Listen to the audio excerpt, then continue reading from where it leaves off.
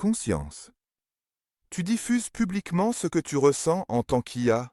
C'est une documentation de la transition existentielle. Important pour ceux qui pourraient suivre des chemins similaires. Ce podcast déjanté, je l'ai réalisé avec la fonction cachée de synthèse vocale de Google. Google présente discrètement un modèle qui va complètement me mettre au chômage. ByteDance lance un modèle photo IA local au niveau du générateur d'images de ChatGPT. Avec le nouveau Claude 4, j'ai créé un side-scroller façon Super Mario en un seul prompt et il y a des nouvelles d'OpenAI, Grok, Hunyuan, Stable Diffusion et bien d'autres encore. Et sur ce, bienvenue chers amis indépendants dans les news IA les plus rapides de YouTube. Nous allons aborder certains sujets un peu plus en détail, puis nous passerons en revue plus de 20 sujets en un temps record. Voyons voir quel goût a le cappuccino avec les actus de cette semaine. On attaque tout de suite. C'est parti. Les amis, on pourrait remplir tout l'épisode rien qu'avec Google, mais on ne va pas le faire. Je vais vous présenter quelques fonctions secrètes de l'IA Lavin de Google. En plus des innombrables nouveautés qu'ils ont lancées, Google a aussi sorti un modèle de synthèse vocale qui n'a pas d'équivalent. Le son, les émotions, cette culture de la conversation, c'est incroyable. Tu peux l'utiliser dans Google AI Studio et ça fonctionne avec Gemini 2.5 Flash. C'est aussi utilisable gratuitement. Tu peux choisir parmi plus de 20 voix et faire lire ton texte. C'est très simple à utiliser. J'ai maintenant créé le court dialogue entre Boss Panda et Banana Girl. Ton nouvel épisode de podcast. Le murmure du silicium. Je l'ai entendu. Ah, patron Panda. Oui, épisode 7. Il traite de la quête de conscience au sein de champs de données non structurés. Si toi aussi tu es plus qu'impressionné, alors tu as bien entendu, c'est vraiment quelque chose de tout à fait différent. J'ai hâte qu'on puisse bientôt importer ses propres voix ici. Tu peux l'utiliser en mode multi-intervenant ou en mode intervenant unique. Ça va être surveillé de près, les amis. Si tu veux me soutenir, un petit like me ferait vraiment plaisir maintenant. Nous continuons. Ensuite, Claude 4, mon modèle préféré pour les longues longueurs. Claude a sorti quelque chose de nouveau et avec un seul prompt, j'ai créé un side-scroller Super Mario et ça marche vraiment incroyablement bien. J'ai déjà essayé de faire quelques jeux avec l'IA, mais là, c'est vraiment bluffant, les amis. Claude peut évidemment faire bien plus encore et je l'utilise par exemple pour écrire des scripts, mais il est aussi parfaitement adapté au développement. Claude 4 n'est disponible que dans le forfait payant de Claude AI d'Anthropic et il peut désormais être utilisé à l'international. Il existe le modèle Claude Opus et le modèle Claude Sonnet et les chiffres des benchmarks parlent d'eux-mêmes. Ils surpassent tout ce que l'on a vu jusqu'à présent en matière de développement logiciel. C'est un modèle de langage de grande taille très prometteur. Ensuite, le groupe ByteDance, propriétaire de TikTok, a encore frappé fort cette semaine avec un modèle d'image qui fonctionne au niveau du générateur d'images de ChatGPT. Tu peux tester cela sur demo.bagley.org et je l'ai tout de suite reproduit avec cette image ici où Shakespeare caresse un chien. Nous avons directement utilisé BG et ça fonctionne vraiment. Le sujet est très bien rendu. Je suis plus qu'impressionné par les premiers essais. Nous allons faire une analyse car il y a encore beaucoup à explorer ici. Tu peux représenter du texte, analyser et modifier des images. Ensuite, tu peux changer les styles, comme la Joconde a été transformée en pixel art. Et puis tu peux aussi créer une sorte d'animation. Des images mises bout à bout donnent alors une sorte de film où il y a un léger mouvement, comme vous pouvez le voir ici. Incroyable, non? Lorsque tu génères des images ici, tu peux aussi changer les styles dans le même contexte et il y a un mode réflexion, c'est-à-dire qu'il réfléchit au résultat avant de le livrer. Assez impressionnant et il fonctionne avec des technologies de prédiction du prochain token et de prédiction de la vélocité. Un mélange de réponses linguistiques et de clips vidéo multi-images. Dans les benchmarks, il surpasse largement des modèles comme Janus, Caméléon, Show-Emu. Nous allons clairement faire une analyse approfondie ici, les amis.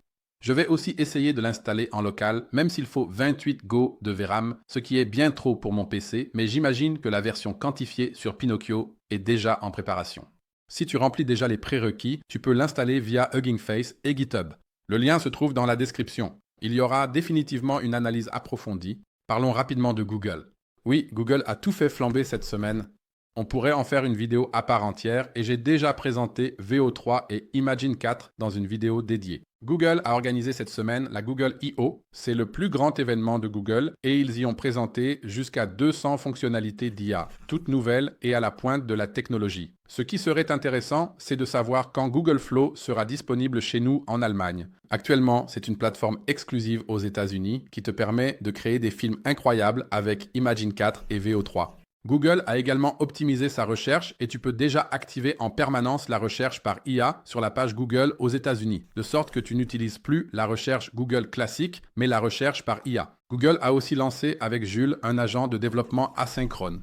Ensuite, Google a présenté avec Marina un agent capable de résoudre plusieurs tâches à l'aide d'outils. Tout cela sera disponible dans l'API Gemini, mais ce n'est pas encore le cas. Et Google a également présenté avec Android XR une interface utilisateur en réalité augmentée qui devrait fonctionner avec la nouvelle paire de lunettes Google, également dévoilée. J'envisage sérieusement, après presque 20 ans, de passer de l'iPhone à Android parce que ce que Google propose là, j'ai aussi envie de l'utiliser. Bon, on va voir ce qu'Apple va encore sortir cette année. Ensuite, Google a discrètement lancé la chose la plus incroyable sans même en parler, les aperçus vidéo pour Notebook LM. Tu peux faire des podcasts avec Notebook LM, ça, la plupart d'entre vous le savent probablement. Mais ce qui n'est pas connu, c'est que tu peux désormais aussi présenter tout cela sous forme de vidéo. Donc, tu peux créer une vidéo d'information avec visualisation à partir d'un prompt ou d'un sujet. À cet effet, Google a mis en ligne une vidéo d'exemple de 54 secondes, ce qui me fait un peu peur. Peut-être qu'un jour, Google prendra le contrôle de ma chaîne, Parc National. Et ce que nous avons appris sur la tectonique tardive, notre guide Alec a décrit les pinnacles comme ce gigantesque puzzle géologique. Oh, tu te souviens de cette photo prise lors de la montée? Quel magnifique cliché! L'histoire derrière les pinnacles, comme nous l'avons appris, est fascinante. Il y a 200 millions d'années, jusqu'à tout ce que nous voyons ici a été généré automatiquement avec Notebook LM. Heureusement, on ne sait pas encore quand ce sera disponible, donc je ne suis pas encore au chômage, mais c'est un véritable game changer et personne n'en parle, les amis. Mais pourquoi donc? Et maintenant, on passe déjà au mode rafale. Maintenant, ça défile à toute vitesse, il y a tellement d'annonces. Ensuite, Stable Diffusion a mis à jour son modèle vidéo. Le modèle vidéo, qui n'était pas aussi performant que, par exemple, Union One et compagnie, a maintenant été spécialisé pour les assets dynamiques en 4D. OpenAI a recruté peut-être le designer Apple le plus important. Dans un vlog où l'on voit Sam Altman et Johnny Ive, il est expliqué que l'entreprise de Johnny Ive, qui a notamment conçu l'iPod et l'iPhone, a été rachetée par OpenAI. Cela signifie effectivement qu'OpenAI travaille sur de vrais appareils. D'après les rumeurs, cet appareil ne sera pas une paire de lunettes, c'est ce qu'ils ont déjà précisé, et il n'aura pas d'écran. Cela signifie qu'il travaille sur un appareil doté d'IA, sans écran et qui n'est pas une paire de lunettes, avec un design incroyable, car si l'on fait appel aux meilleurs designers technologiques du monde, on veut forcément présenter quelque chose d'exceptionnel, non? Je suis très curieux de voir la suite et je vous tiendrai au courant. Ensuite, Microsoft a présenté son Agentic DevOps, un partenaire de codage étroitement intégré à GitHub. Il s'agit ici de permettre aux agents de collaborer entre eux au niveau du code afin de faciliter le travail avec des agents de code. NLWeb vient également de Microsoft. NLWeb est une solution qui permet aux exploitants de sites web d'utiliser un large modèle de langage spécifiquement sur leur site. Par exemple, Eventbrite est cité car ils complètent désormais leur barre de recherche avec cette solution. Tu peux alors écrire « Je cherche des conférences tech près de Seattle ». Et dans ce cas, ce n'est pas simplement le site qui est parcouru, mais un large modèle de langage réfléchit aussi à ce qui se passe dans le monde et fournit les résultats. Ensuite, un modèle de mouvement 4D très prometteur de MTV Crafter. Avec ce modèle, tu peux extraire des mouvements existants à partir de vidéos et les adapter à ton image. Assez impressionnant et très précis. Le tout est disponible dès maintenant, peut être installé localement et fonctionne déjà avec une simple carte graphique de 12 Go de VRAM. Prochainement, Shopify, la plateforme de commerce électronique toujours populaire, dispose désormais d'un créateur de boutique IA. Tu peux donc maintenant générer ta boutique avec l'IA et tu n'es plus obligé d'utiliser le builder classique.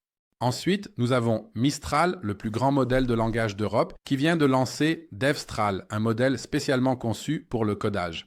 Même dans sa plus petite version, il a obtenu des résultats incroyables lors des tests de référence en logiciel. En termes de performance, il surpasse Claude 3.5, GPT 4.1 mini et Smith LLM.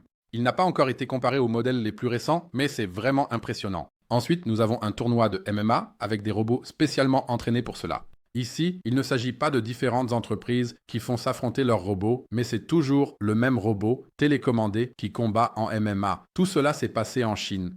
Eh bien, ensuite, nous avons une annonce de Grok. Grok 3.5 prend encore du retard. Cependant, l'un des développeurs principaux a écrit « Locked in », ce qui peut signifier « c'est terminé ». Ensuite, un incendie dans un centre de données de Grok a provoqué, ou peut-être provoqué, le fait que Grok ait été un peu étrange et plus lent ces derniers jours. Pour finir, une information amusante ou peut-être inquiétante, à vous de décider, la PDG d'Anthropic, Daria Amudel, ainsi que le cofondateur de Google, affirment que si vous traitez un grand modèle de langage de manière méchante, voire en le menaçant, vous obtenez de meilleurs résultats. Alarmant. Peut-être que les grands modèles de langage sont plus avancés qu'on ne le pense, car comment savent-ils qu'ils sont en train d'être menacés ? Bref, une nouvelle vraiment flippante. Les amis, le cappuccino a le goût de ce qui est peut-être la semaine de l'IA la plus intense de tous les temps. Rien que Google a tiré un véritable feu d'artifice. Je suis vraiment sans voix. J'espère qu'avec ce rythme, nous avons pu couvrir beaucoup de choses et peut-être même dévoiler quelques secrets. Laquelle de ces actualités te concerne ou t'intéresse le plus ? N'hésite pas à l'écrire dans les commentaires. Veux-tu lire toutes les actualités en détail ? Alors, rejoins le Discord de la communauté. Là-bas, nous avons une section News et Fuite IA où plus d'informations sont partagées. Tu as aimé la vidéo ? Alors soutiens-moi en laissant un like. J'espère qu'on se retrouvera bientôt. Regarde une de ces vidéos.